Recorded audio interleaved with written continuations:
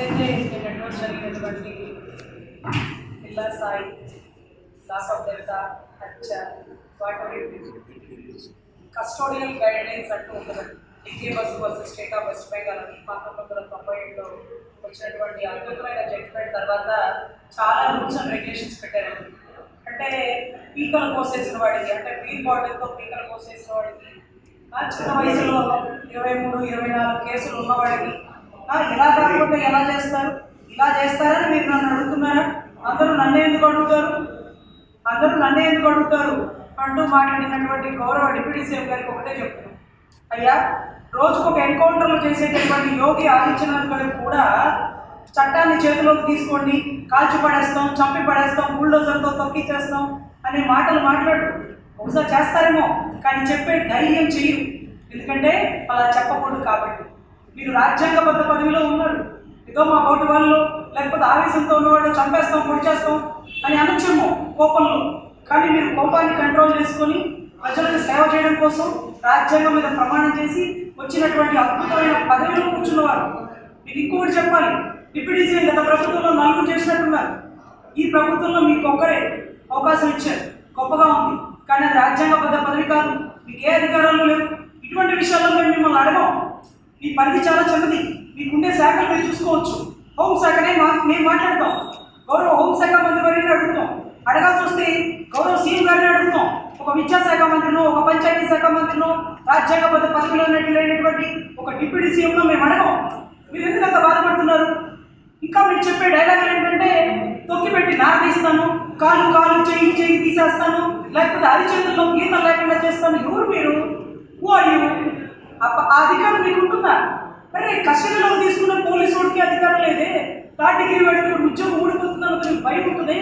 అలాంటి ఒక హోదాలో ఉన్న మీరు గతంలో కూడా డిప్యూటీ సీఎం అయ్యాక మీరు మాట్లాడారు. గతంలో కూడా కాలు చేతికి చెయ్యి, వేలు తీసేస్తారు మీరు. ఇదేమన్నా రాజ్యాంగం పదవిలో ఉన్నారా, లేకపోతే మీరేమన్నా రాజులు అనుకున్నారా, సామంత రాజులు అనుకున్నారా? ఆ పదజాలం వాడకూడదని మీ పక్కన ఉండే వాళ్ళు కూడా మీకు చెప్పకపోవడం కడు దౌర్భాగ్యం. మీరు చూడండి, మీ పక్కన ఉండే కాబోయే సీఎం లోకేష్ గారు ఎప్పుడన్నా మాట్లాడారా? గౌరవ అనుభవజ్ఞులైనటువంటి ముఖ్యమంత్రి వర్యులు చంద్రబాబు గారు ఎప్పుడన్నా కాలు చెయ్యి తీస్తారన్నారా? మరి అంతకుముందు ఉన్న మాజీ ముఖ్యమంత్రి జగన్ రెడ్డి గారు ఎప్పుడన్నా మాట్లాడారా? మీరు ముఖ్యమంత్రి కావాలనుకుంటున్నారో వద్దనుకుంటున్నారో మీ వ్యక్తిగత విషయం. కానీ ఒక పార్టీ ప్రెసిడెంట్ హోదాలో ఉండి అరిచేతుల్లో గీతలు కనపడేవాను, కాలు తీస్తాను అని పిచ్చి మాటలు మీరు మాట్లాడకూడదు. ఈరోజు మీరు మాట్లాడిన మాటల వల్లే భీమ్లా నాయక్ లాగా రెచ్చిపోయి గబ్బర్ సింగ్ లాగా నేనేదో ఉస్తాద్ భగత్ సింగ్ లాగా చేసేస్తానంటూ ఈరోజు నాగార్జున ముందుకు వచ్చారు. దాని పర్యవసానం కట్టడాలు లెక్కేసుకుంటున్నాడు.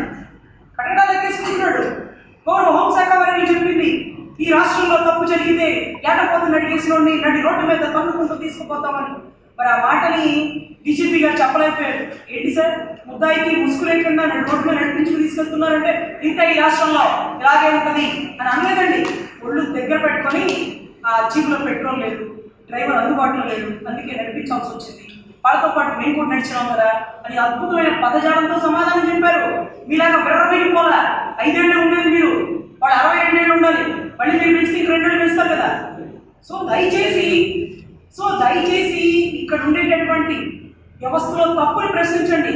గౌరవ హోంశాఖ మంత్రి వర్యుల మీద మీకు ప్రేమ ఉంటే రాఖీ పండుగ పిలిపించుకొని రాఖీ కట్టించుకోండి, గిఫ్ట్కి ఏదైనా డబ్బులు ఇవ్వండి.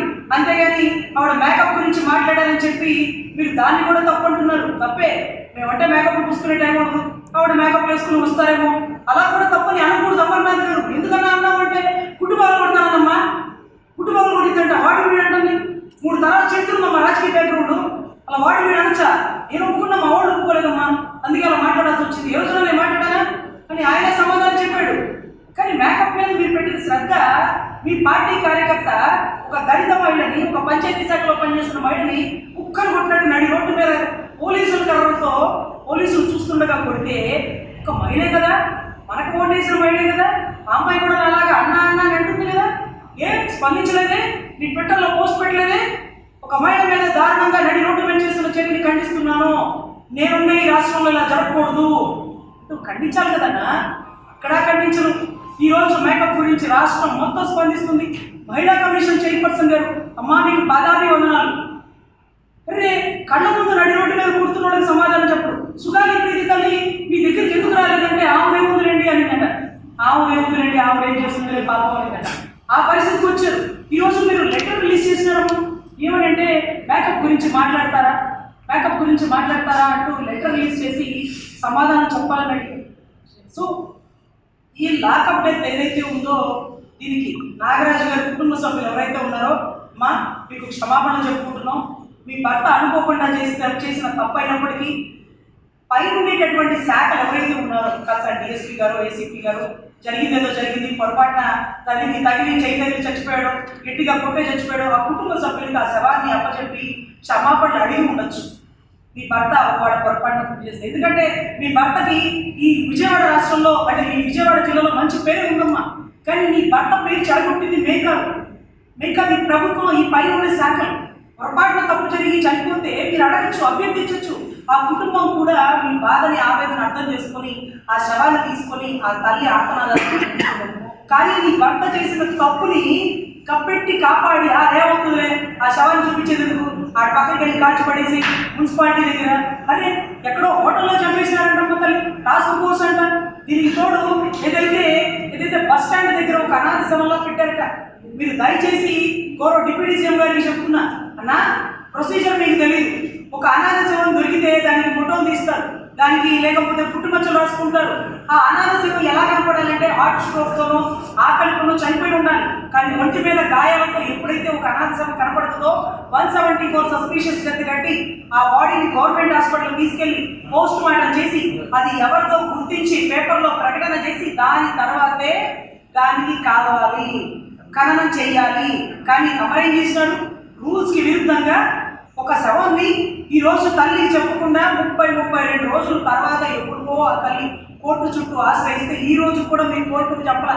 29 మీరు చెప్పబోయేది ముందుగానే ఆ పోలీస్ అధికారి మీద 302 కట్టారంటే మీరేం చెప్తున్నారు, చచ్చిపోయాడు. మరి ఆ చచ్చిపోయేది మీకు తెలిసినప్పుడు మీరు 15వ తారీఖు కోర్టుకి ఎందుకు చెప్పలేదు? 15వ తారీఖు కోర్టుకి ఎందుకు చెప్పలేదు? ఈలోపు పంచాయతీ చేసుకుందాం అనుకున్నారా? ఈలోపు సెటిల్మెంట్ చేసుకుందాం అనుకున్నారా?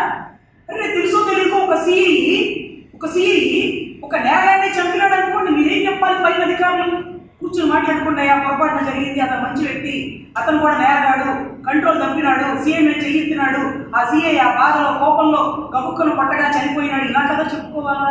రెచ్చగొట్టి తప్పును పెంచి పోషించి ఒక తప్పుకి 100 తప్పులు చేస్తూ ఈ రోజు బీహార్ రాష్ట్రం మన రాష్ట్రం వైపు చూసేలాగా తెలంగాణలోనూ లేదు. ఈ లాకప్ డెత్లు ఎన్కౌంటర్ చేస్తారు, ఎందుకంటే వాళ్ళ మేము దాడి చేసినట్టు మేము మనమే దాడి చేసినాం, ఆ దాడిలో ఎలా జరిగిందని. అరే తప్పించుకోవడానికి అవకాశం ఉంది, ఎన్కౌంటర్ కేసు కూడా లేకుండా ఏకంగా లాకప్ డెత్ కేసు అంటూ డీకే బస్సు గైడ్లైన్స్ విరుద్ధంగా ఈ రోజు మీరు చేస్తున్న పరిస్థితిని ఇంకా కూడా రెచ్చగొడుతూ ఈ 3 ఏళ్ళు వైసీపీ గుండాలు అంటూ మీరు కళ్ళు వేళ్ళు చూపిస్తున్నారు. అంటే ఇంకా రెచ్చగొడుతున్నారన్న, ఇంకా కొట్టుకు సావాలా? చిన్న వైసీపీలో గుండాలే ఉంటాయి, తెలుగుదేశంలో గుండాలే ఉంటాయి, జనసేనలో గుండాలే రౌడీలే ఉంటాయి, న్యాయస్థానాలు చూసుకుంటాయి, కోర్టు చూసుకుంటాయి. మీరెవరు రెచ్చగొట్టే స్టేట్మెంట్ ఇవ్వడానికి? ఈరోజు వైసీపీ గుండాల్లో తెలుగుదేశం గుండాల్లో పెంచి పోషించమని చెప్పట్లా. తప్పు చేస్తే చట్టాలు, కోర్టులు, న్యాయ వ్యవస్థ ఇవన్నీ ఉన్నాయి కదా. మేము పొంపరేపిస్తాము, కాలు తీస్తాము, చేతిలో రేఖలు కనపడకుండా చేస్తాము అని అనడానికి మీరెవరు? ఏ అధికారంతో మీరు అలా మాట్లాడారు? ఈ స్టేట్మెంట్ పబ్లిక్గా వచ్చిందనే కనుక వీడియో కోర్టులో పెడితే అది కూడా రెచ్చగొట్టే ధోరణితో మాట్లాడుతున్న కేసే.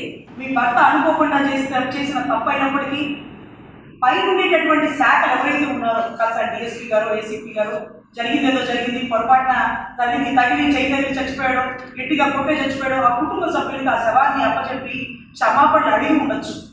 మీ భర్త వాడు పొరపాటున పూర్తి చేస్తే, ఎందుకంటే మీ భర్తకి ఈ విజయవాడ రాష్ట్రంలో అంటే ఈ విజయవాడ జిల్లాలో మంచి పేరు ఉందమ్మా.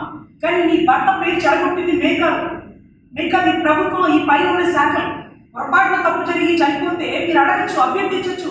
ఆ కుటుంబం కూడా మీ బాధని ఆవేదన అర్థం చేసుకొని ఆ శవాన్ని తీసుకొని ఆ తల్లి ఆత్మనాదాలు.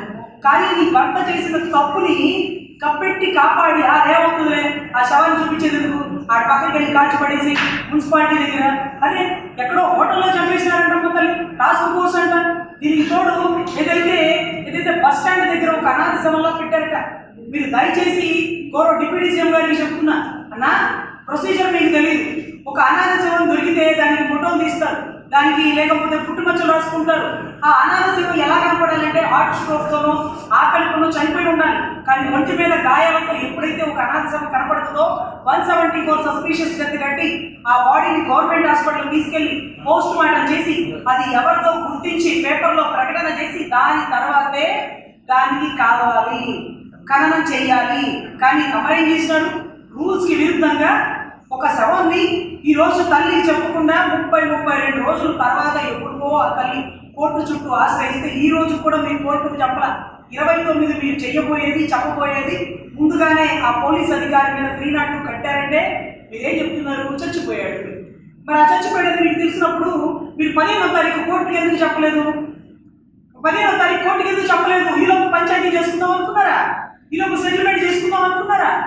అరే తెలుసో తెలియక ఒక సిఐ ఒక నేరాన్ని చంపినాడు అనుకోండి, మీరేం చెప్పాలి? పైన అధికారులు కూర్చొని మాట్లాడుకుంటే ఆ పొరపాటున జరిగింది, అతను మంచి వ్యక్తి, అతను కూడా నేరగాడు, కంట్రోల్ తప్పినాడు, సీఎం చెయ్యెత్తినాడు, ఆ సిఐ ఆ బాధలో కోపంలో గబుక్కను పట్టగా చనిపోయినాడు, ఇలా కదా చెప్పుకోవాలా? రెచ్చగొట్టి తప్పును పెంచి పోషించి ఒక తప్పుకి 100 తప్పులు చేస్తూ ఈ రోజు రాష్ట్రం బీహార్ రాష్ట్రం మన రాష్ట్రం వైపు చూసేలాగా తెలంగాణలోనూ లేదు. ఈ లాకప్ డెత్తులు ఎన్కౌంటర్ చేస్తారు. ఎందుకంటే వాళ్ళ మేము దాడి చేసినారు, మేము మనమే దాడి చేసినాం, ఆ దాడిలో ఎలా జరిగిందని. అరే తప్పించుకోవడానికి అవకాశం ఉంది. ఎన్కౌంటర్ కేసు కూడా లేకుండా ఏకంగా లాకప్ డెత్ కేసు అంటూ డీకే బస్సు గైడెన్స్కి విరుద్ధంగా ఈ రోజు మీరు చేస్తున్న పరిస్థితిని ఇంకా కూడా రెచ్చగొడుతూ ఈ 3 ఏళ్ళు వైసీపీ గుండాలు అంటూ మీరు కళ్ళు వేళ్ళు చూపిస్తున్నారు. అంటే ఇంకా రెచ్చగొడుతున్నారా? ఇంకా కొట్టుకు సావాలా? చిన్న వైసీపీలో గుండాలే ఉంటాయి, తెలుగుదేశంలో గుండాలే ఉంటాయి, జనసేనలో గుండాలే రౌడీలే ఉంటాయి, న్యాయస్థానాలు చూసుకుంటే కోర్టు చూసుకుంటే మీరెవరు రెచ్చగొట్టే స్టేట్మెంట్ ఇవ్వడానికి? ఈ రోజు వైసీపీ గుండాల్లో తెలుగుదేశం గుండాల్లో పెంచి పోషించమని చెప్పట్లా. తప్పు చేస్తే చట్టాలు, కోర్టులు, న్యాయ వ్యవస్థ ఇవన్నీ ఉన్నాయి కదా. మేము పొంబరేపిస్తాము, కాలు తీస్తాము, చేతిలో రేఖలు కనపడకుండా చేస్తాము అని అనడానికి మీరెవరు? ఏ అధికారంతో మీరు అలా మాట్లాడారు? ఈ స్టేట్మెంట్ పబ్లిక్ గా వచ్చిందనే కనుక వీడియో కోర్టులో పెడితే అది కూడా రెచ్చగొట్టే ధోరణితో మాట్లాడుతున్న కేసే. మీకు గొప్ప హోదా ఇచ్చినారు కానీ